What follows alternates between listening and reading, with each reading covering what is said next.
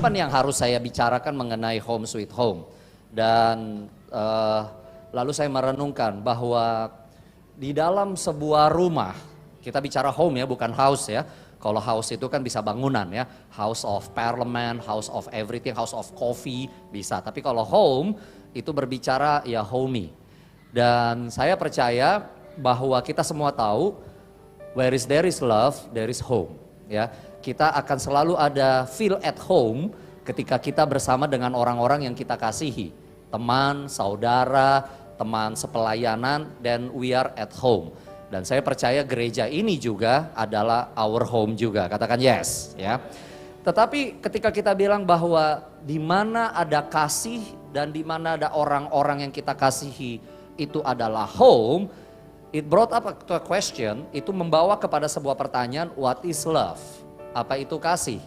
Apa itu definisi kasih dan apa itu yang kasih yang Allah inginkan? Hari ini saya mau ngebahas mengenai kasih itu, kasih yang terindah, kasih yang oleh karenanya kita berkumpul bersama-sama, kasih yang oleh karenanya kita disebut sebagai anak Tuhan, dan kasih dari Tuhan itu juga yang kita praktekkan.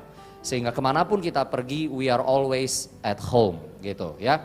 Nah, ketika berbicara mengenai kasih, tentu ada satu ayat yang menjadi sangat sentral di dalam kehidupan orang Kristen, yaitu Yohanes 3 ayat 16, which is saya percaya Anda semua hafal di dalam dan di luar kepala, begitu. Tetapi hari ini ayatnya satu itu saja, gampang ya. Jadi kalau sampai ada yang tanya, Pastor Chris khotbahnya apa? Aduh nggak tahu, lupa ayatnya panjang banget. Kebangetan jawaban itu gitu ya, karena cuma satu ayat saja. Yuk kita baca ayatnya, Yohanes 3 ayat 16. Karena begitu besar kasih Allah akan dunia ini, sehingga ia telah mengaruniakan anaknya yang tunggal, supaya setiap orang yang percaya kepadanya tidak binasa, melainkan beroleh hidup yang kekal. Katakan amin. Saya katakan ini ayat ini penting. Kenapa? Karena dari satu ayat yang diucapkan oleh mulut Tuhan Yesus sendiri ini, ternyata terkandung suatu keindahan, kebesaran, kemegahan dari yang kata kasih itu, dari kata love itu yang sering kali diperbincangkan dan juga diselewengkan oleh dunia. Ya, saudara-saudara, hari ini saya akan mencoba untuk menyampaikan khotbah ini melalui 3 pertanyaan. Dan melalui 3 pertanyaan itu sehingga kita mengerti apa sih yang kasih yang Yesus tunjukkan, yang Yesus ajarkan, dan Yesus juga ingin supaya itu ada di antara kita umatnya. Ya, pertanyaan pertama, oke, haleluya. Seberapa besarkah kasih Tuhan? Kalau dikatakan Tuhan kasih itu seberapa besar? Kan harusnya ada ukurannya ya. Ini seberapa besar kasih itu? Kita kembali lagi ke dalam Yohanes 3 ayat 16. Dikatakan di sana ya, begitu besar kasih. Katakan kasih. Begitu besar kasih. So kasih ini berapa besar? Ya. Saudara-saudara, kalimat yang kita baca di layar ini dalam bahasa Indonesia. Tapi Rasul Yohanes waktu dia menulis kitab ini, dia menulis dalam bahasa Yunani.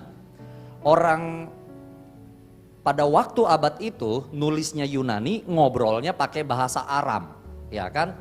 Dan saudara-saudara, ternyata di dalam setiap bahasa, katakan bahasa, itu ada kadar, ada tingkatan mengenai ekspresi sayang, ekspresi peduli, atau ekspresi kasih. Setiap bahasa tuh ternyata beda-beda ekspresinya. Contoh-contoh, dalam bahasa Indonesia nih, bahasa kita sehari-hari, ekspresi sayang atau kasih itu ternyata ada 3 level. Ada 3 level. Yang paling bawah itu namanya suka. Suka. Bisa digunakan untuk benda mati, benda hidup, untuk apapun saja. Oh, saya suka anjing itu. Oh, saya suka tas itu. Oh, Dek, saya suka sama kamu. Ah, abang, nah, bisa gitu kan. Oh, saya suka mie ini. Oh, saya suka nasi goreng ini. Oh, saya suka minuman itu. Suka bisa digunakan untuk apapun juga. Tapi ini level paling bawah begitu ya. Di atasnya suka apa bahasa Indonesia? Ada yang tahu? Sayang ya. Sayang itu lebih dalam lagi. Gak bisa digunakan untuk benda mati. Harus makhluk hidup. Binatang boleh, orang boleh. Contoh, oh saya sayang sama anjing saya namanya Poki. Itu beneran by the way nama anjing kami namanya Poki, begitu ya. Oh sayang sama Poki, ya kan. Oh saya sayang sama adik saya sayang sama dia. Selalu harus orang, harus benda hidup. Gak mungkin digunakan pada benda mati. Contohnya, oh saya sayang sekali sama bunga ini. Rada aneh kan. Oh saya sayang sekali sama mie ini. Ini juga rada aneh. Nah paling tinggi apa dalam bahasa Indonesia? Kasih atau cinta, itu sama aja. Hanya kita gunakan untuk manusia. Dan hanya untuk orang-orang yang memang benar-benar kita kasihi dan kita cintai. Ini bahasa Indonesia. Oke. Nah pertanyaannya sekarang, ketika Yesus berkata-kata ini lalu dicatat oleh Yohanes di dalam bahasa Yunani, yang apa dia gunakan di dalam bahasa Yunani? Karena dalam bahasa Yunani juga ada 3 level. Pertanyaannya yang mana? Yuk kita lihat, belajar sedikit ya pagi hari ini ya. Ternyata ada 3 kata dan semuanya diterjemahkan sebagai kasih, sebagai love. Yang paling bawah itu adalah eros. Katakan eros.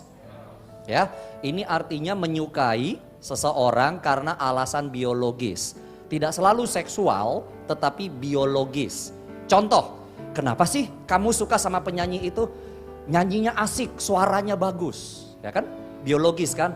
Kenapa kamu suka sama penyanyi itu? Kalau dia nari pas banget gayanya.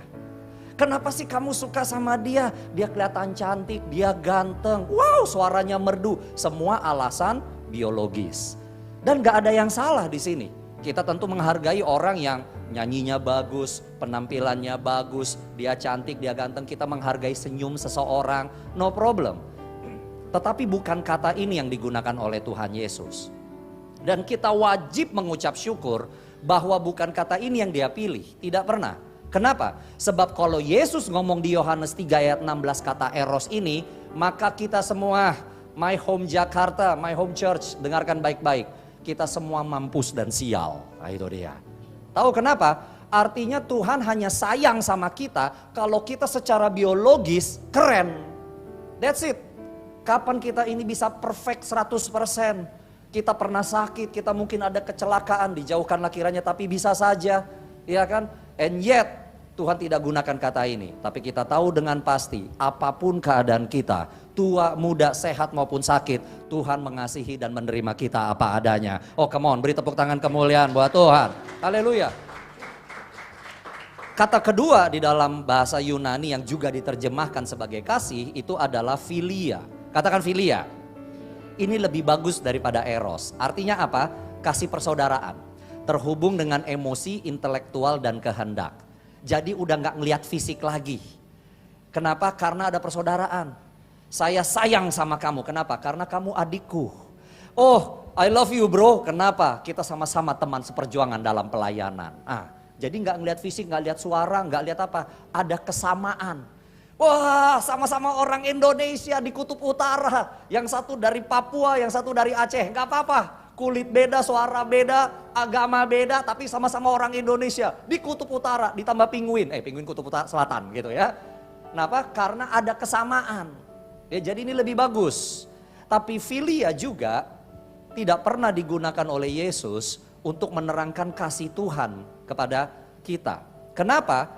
Sebab kalau Tuhan Yesus menggunakan kata philia sama seperti eros, kita hari ini mampus dan sial juga. Tahu kenapa? Kasih philia membutuhkan satu syarat.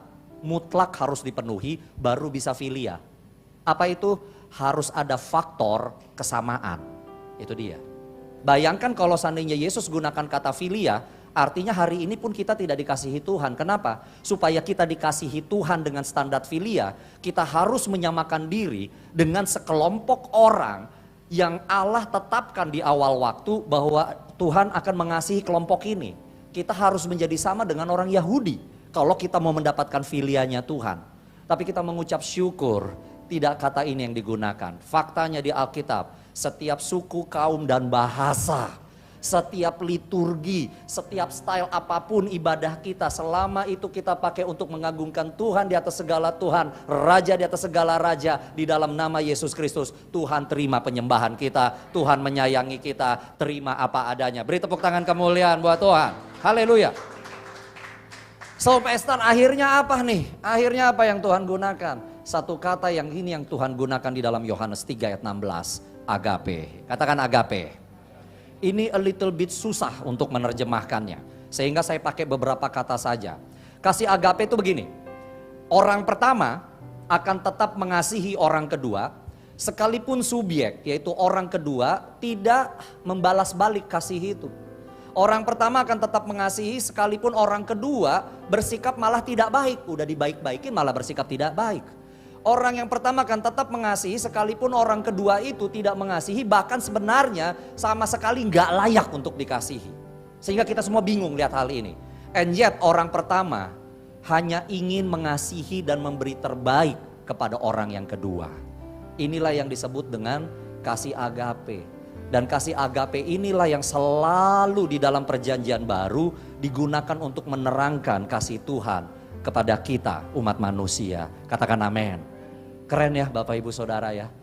Ngapain kamu bantu terus? Dia tuh jelek-jelekin kamu di medsos. Nggak apa-apa, itu saudara gua. Saudara sedarah bukan. Saudara kenalan aja di gereja. Ngapain lu baik sama dia?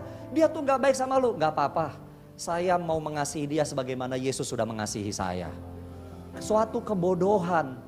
Makanya Alkitab katakan pemberitaan salib, pemberitaan kasih Yesus adalah kebodohan bagi orang yang gak kenal Yesus. Tapi bagi kita semua dalam ruangan ini maupun yang beribadah secara online, kita tahu bahwa apa yang Yesus lakukan bukanlah kebodohan, tapi kekuatan bagi kita untuk bergerak dan hidup di atas muka bumi ini. Oh come on, beri tepuk tangan kemuliaan buat Tuhan. Haleluya. Kalau Tuhan tidak agape sama kita, hari ini kita nggak bisa sanggup berdiri Bapak Ibu Saudara. Orang Yunani berkata ini kasih yang tidak bisa diberikan oleh manusia, nggak bisa. Orang Yunani merindukan ada dewa, ada ilahi yang suatu saat akan muncul memberikan agape kepada mereka. Karena semua dewa-dewa Yunani menyebalkan dan mengecewakan. Sebut saja siapa? Zeus, Minerva. Nama-nama yang ada kita kenal di dalam mitologi Yunani. Semua mengecewakan, tapi mereka sadar pasti akan muncul satu Tuhan, satu ilahi yang akan memberikan agape sama mereka. Itulah makanya Paulus ketika datang ke Yunani katakan, kepada Tuhan yang tidak kalian kenal itu, sekarang aku datang untuk memberitakannya. Wow. Makanya Bapak Ibu Saudara sekalian, kasih yang Allah berikan kepada kita adalah kasih yang luar biasa. Kasih yang akan tidak pernah bisa dilakukan oleh siapapun juga. Kasih yang hanya bisa diberikan oleh Tuhan. Kenapa? Karena Tuhan yang kita sembah itu adalah Allah yang kasih. Yang mengerti katakan amin. Jadi seberapa besar kasih Tuhan? Kita tahu bahwa Allah mengasihi kita tanpa memperhitungkan kita merespon balik atau tidak. Dia tetap mengasihi kita apa adanya. Beri tepuk tangan kemuliaan buat Tuhan. Pertanyaan yang kedua adalah, oke Pastor, saya sudah tahu bahwa memang begitu kasih Tuhan. Lalu seberapa besar kasih ini? Jadi saya sudah ngerti Pastor, kasih Tuhan itu besar. Tapi wujud dari besarnya itu apa? Ya, kalau orang berkata saya mengasihi, saya menyayangi, tentu ada wujudnya, ya. Kembali ke dalam Yohanes 3 ayat 16, Yesus berkata begini. Karena begitu besar kasih Allah akan dunia ini, sehingga Ia telah mengaruniakan, telah memberikan. Apa yang diberikan? Anak yang tunggal. Kalau orang bilang begini, mana bukti orang tua yang sayang sama anaknya? Pasti ada bukti. Dikasih makan, dikasih tempat tidur, dikasih pendidikan, disiapkan untuk hari depan yang baik. Nah, mana buktinya Tuhan sayang banget sama kita? Mana buktinya? Wujudnya apa? Gift yang Dia berikan bukanlah sekedar berkat. Gift yang Dia berikan bukanlah cuma sekedar kesehatan, tetapi anaknya yang tunggal, yang tidak lain adalah Tuhan itu sendiri yang Dia berikan kepada kita. Yang mengerti katakan amin. Kalau ada yang bertanya apa yang menjadi ciri khas kekristenan, tidak ada suatu tindakan tanda kutip gila seperti ini yang dilakukan oleh dewa-dewa lain di atas muka bumi ini, kecuali yang dilakukan oleh Allah Bapa mengaruniakan anaknya yang tunggal sebagai hadiah, bukti bahwa Dia benar-benar mengasihi kita. Katakan amin. Saudara-saudara, Roma 5 ayat 8 next, Rasul Paulus bilang begini. Namun Allah menunjukkan kasih-Nya kepada kita dalam hal ini. Ketika kita masih berdosa, Kristus telah mati untuk kita. Perhatikan baik-baik kalimat ini. Allah menunjukkan kasih-Nya kepada kita dalam hal ini. Ketika kita masih berdosa, while we yet at sin, still sinning, Kristus telah mati untuk kita. Semua konsep religi di atas muka bumi ini, untuk mendapatkan perkenanan dari sesembahan, harus melakukan sesuatu kepada sesembahan itu. Memperbaiki diri, memberikan sesuatu supaya yang sosok ilahi itu menjadi berkenan. Tetapi di dalam Kristus, di dalam kekristenan sangat berbeda. Kita masih berdosa, kita bahkan gak peduli Tuhan. Kita masih berjalan di dunia kita sendiri. Allah sudah menunjukkan kasih-Nya dengan mengutus Kristus untuk mati demi kita. Tahu kenapa? Karena Tuhan Allah Bapa sadar, tahu dengan sangat baik manusia dengan kekuatannya sendiri gak mungkin bikin dirinya kudus. Gak mungkin bisa membuat dirinya layak di hadapan Tuhan, gak mungkin. Makanya harus Allah Bapa dulu yang bertindak. Dia berikan Yesus, darahnya tercurah bagi kita supaya membasuh kita. We are made clean. Lalu sekarang ketika kita sudah dibenarkan, kita sudah clean, baru kita bisa memulai kehidupan yang berkenan di hadapan Tuhan.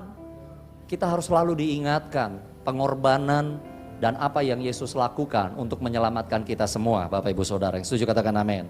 Waktu kita sedang merenungkan penderitaan dan hal yang gak enak yang Yesus harus jalani untuk menebus kita, jangan hanya berpikir mengenai salib. Penderitaan itu sudah dimulai bahkan sejak Natal, Bapak Ibu Saudara. Kita selalu berkata Merry Christmas. Merry artinya ceria, sukacita. Tapi Anda sadar gak kata Christmas itu adalah kata yang gelap sebenarnya, dark, sangat dark. Berasal dari bahasa Inggris kuno, Christes Maese, yang artinya Christes itu Kristus, Maese itu Mass, penderitaan. Saudara-saudara kita di gereja Katolik menerjemahkan Mass, Maese menjadi misa. Kalau ada ibadah misa, pasti ada perjamuan kudus untuk mengingat penderitaan Yesus. Jadi Yesus sudah menderita, bukan hanya Anda pikir di Taman Getsemane lalu disalib itu. No, dia sudah menderita bahkan sejak dari periode Natal. Di dalam kandungan Maria sendiri, dia sudah menderita. Kalau dia diaborsi, kalau Maria dibunuh karena hamil di luar nikah, dia sudah mati. Saya membayangkan bahkan ketika Yesus pun lahir di Bethlehem, dia menderita, dia ditolak di kampungnya sendiri. Maria dan Yusuf adalah keturunan Daud dan Bethlehem adalah kampungnya Daud, tempat kelahiran kota Daud. Mereka keturunan Daud. And yet ketika mereka pulang kampung, gak dikasih kamar, gak disambut, disuruh di kandang binatang. Lihat Bapak Ibu Saudara, dan tentunya juga kita akan melihat bagaimana penderitaan Tuhan Yesus di atas kayu salib itu. Dan poin yang terakhir ya. Oke, saya sudah tahu Pastor seberapa besar, saya sudah tahu apa wujudnya, tujuannya apa? Tujuannya apa? Mari kita kembali lagi ke dalam Yohanes 3 ayat 16. Karena begitu besar kasih Allah akan dunia ini, sehingga dia mengaruniakan anaknya yang tunggal supaya, now this is the purpose, supaya setiap orang yang percaya kepadanya tidak binasa, melainkan beroleh hidup yang kekal. Katakan supaya tidak binasa. Kenapa Tuhan berikan ini semua? For you not perish. Supaya engkau tidak binasa. Saudara-saudara, bumi ini akan binasa, akan berakhir. Tapi Tuhan tidak pengen kau binasa. Tuhan tidak pengen kau binasa. Perang masih akan ada sebelum Tuhan datang. Pandemi mungkin masih bisa ada, saya nggak tahu. Tapi semua ini akan berakhir. Tapi Tuhan mengasihimu, dia tidak pengen kau binasa. Karena itu Bapak Ibu Saudara, sebagai ayat yang terakhir, Roma 5 ayat 1. Dikatakan, sebab itu kita yang dibenarkan karena iman hidup dalam damai sejahtera. Stop di situ dulu. Kita yang diselamatkan Tuhan karena kita percaya sama Tuhan, sekarang kita bisa hidup damai sejahtera di bumi ini. Kenapa? Karena kita beriman sama Tuhan yang agape sama kita. Kita juga hidup dengan damai sejahtera, kita bisa menghadap hadirat Tuhan setiap waktu. Makanya dikatakan hidup dengan damai sejahtera dengan Allah. Kenapa semua hal itu bisa terjadi? Karena Tuhan kita Yesus Kristus yang demikian agape sama kita. Dan agape ini memungkinkan kita untuk juga meneruskannya kepada orang-orang di sekeliling kita. Katakan amin. Saudara-saudara, saya gak tahu kehidupanmu hari ini seperti apa. Beban, persoalan, sesuatu yang memenuhi pikiran atau hatimu. Tapi apapun yang terjadi, biarkan kasih Tuhan tetap ada dalam hatimu. Selalu siapkan ruangan bagi Yesus dan kasih-Nya, agape-Nya, bersemayam dalam hatimu dan memancar sehingga engkau pun bisa beragape kepada semua orang. Kemanapun engkau berada, engkau menjadi rumah bagi orang-orang yang belum mengenal Yesus. Yang mau dan yang setuju katakan amin. Beri tepuk tangan kemuliaan buat Tuhan.